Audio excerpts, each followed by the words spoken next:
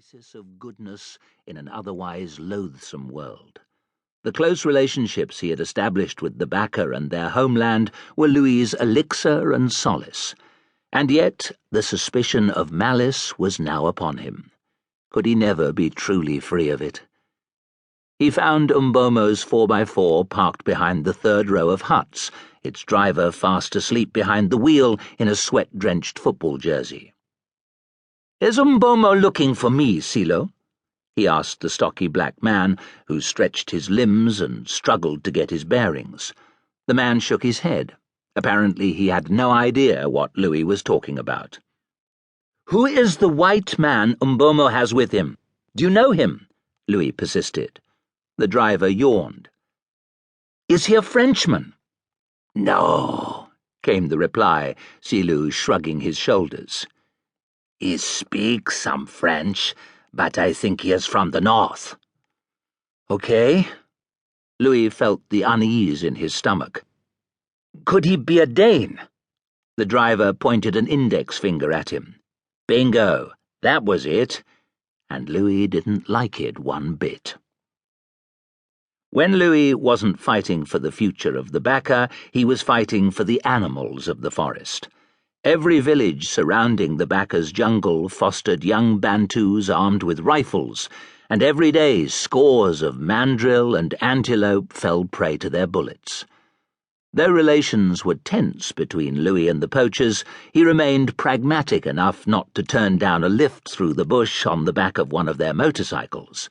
3 kilometers along narrow paths to the Backer village in just 6 minutes.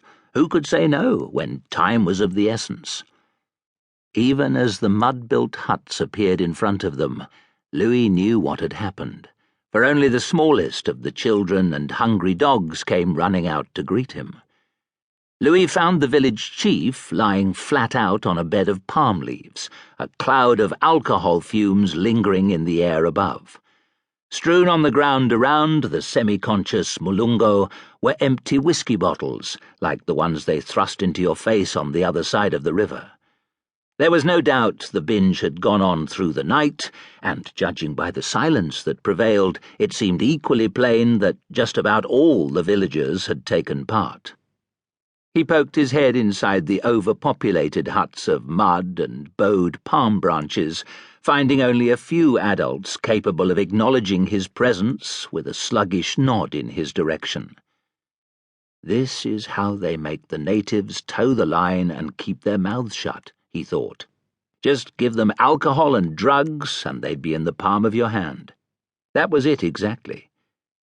He went back to the musty hut and kicked the chief hard in the side, causing Mulungo's wiry body to give a start. A sheepish smile revealed a set of needle-sharp teeth, but Louis wasn't about to be appeased. He gestured towards the litter of bottles. "What did you do for the money, Mulungo?" he asked. The Backer chief lifted his head and gave a shrug. Reason was a concept not much used in the bush. "Umbomo gave you the money, didn't he? How much did he give you?" 10,000 francs, came the reply. Exact sums, especially of this order, were by contrast a matter in which the Backer took considerable interest.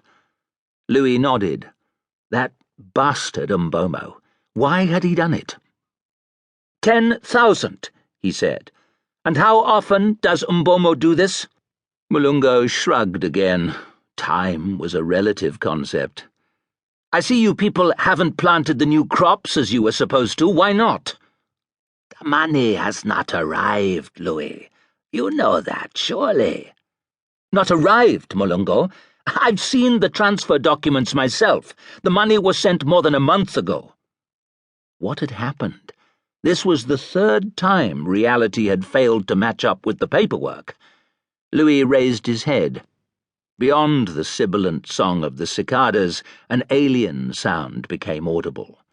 As far as he could make out, it was a small motorcycle. Umbomo was already on his way. Louis would bet on it. Perhaps he came to offer a plausible explanation. Louis hoped so. He looked around. Something was certainly not right here, to say the least, but that would soon change.